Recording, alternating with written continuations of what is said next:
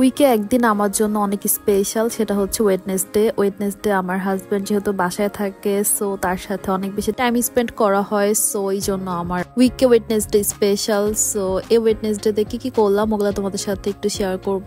উইকে 6 দিন আমার সবকিছু রুটিন মতো হলেও এই ওয়েডনেসডে হচ্ছে সবকিছু উল্টাপাল্টা হয়ে যায় বিকজ অফ মাই হাজবেন্ডের জন্য।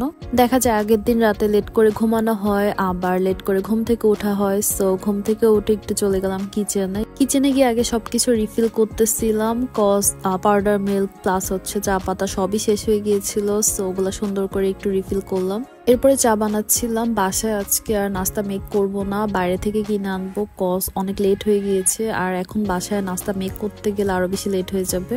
আর এই যে বাইরে থেকে নাস্তা কিনে আনা হয়েছিল, পরে এগুলা দিয়ে সবাই খাচ্ছিল, বাট আমার হচ্ছে পরোটার সাথে চা দিয়ে খেতে অলওয়েজই ভালো লাগে। সো আমি অর্ধেক রেখে দিই যাতে চা দিয়ে খেতে পারি।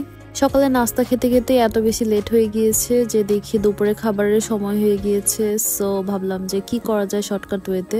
আম্মু অলরেডি ভাত রান্না করে ফেলছিল, পরে ভাবছি যে মাংসের তরকারি রান্না করব। দেন আমার হাজবেন্ড বলতেছে তার বিরিয়ানি খাইতে ইচ্ছে করতেছে। পরে তাড়াহুড়া করে সবকিছু ম্যানেজ করে বিরিয়ানি রান্না করতে বসাই দিলাম। আর বিরিয়ানি রান্না করতে তো খুব একটা সময় লাগে না, আর আজকে চিকেন বিরিয়ানি রান্না করতেছিলাম, সো এই জন্য টাইম আরো বেশি কম লাগবে। বিরিয়ানিটা মোটামুটি হয়ে মানে আমি দমে দিয়ে দেন হচ্ছে বাকি কাজগুলো করতেছিলাম। আম্মু আর আমি মিলে ছোট মাছগুলো একটু ক্লিন করে রাখতেছিলাম। এগুলো আমার হাজবেন্ড খেতে খুবই লাইক করে, সো তার জন্য দেখা যায় এগুলো রেখে দিলে পরে খেতে পারে। মাছগুলো ক্লিন করার সময় বলতেছিলাম যে বিয়ের আগে তো কখনো মাছ ধরতেই হয় নাই, আর এখন হাজবেন্ডের জন্য কত কিছু করতে হয়। যদিও আমি বড় মাছটা এখনো কাটতে পারি না, ওইটা হচ্ছে আমার দ্বারা একদমই হবে না কখনো।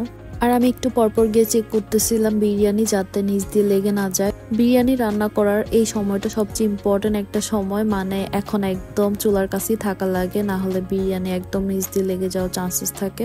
এরপর আমি শাওয়ার নিতে চলে গিয়েছিলাম। বাকি কাজগুলো আমার হাজবেন্ড প্লাস আম্মু মিলে করেছে।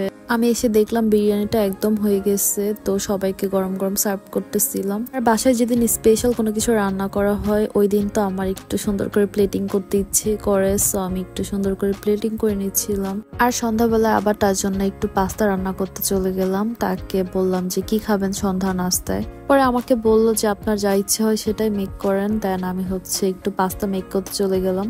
আজকের পাস্তাটা একটু ঝাল করে রান্না করছিলাম ফার্স্টে, এরপর হচ্ছে হোয়াইট সস অ্যাড করেছিলাম। সো তোমরা যারা যারা এটা রেসিপি চাও তারা কিন্তু আমাকে কমেন্ট করে জানাতে পারো। এরপরে আবার সবার জন্য একটু চা বানাচ্ছিলাম। আর আজকের ব্লগটা এই পর্যন্তই ছিল। আই হোপ আমার ভিডিও তোমাদের ভালো লেগেছে। Please don't forget to like, comment and share. Bye by.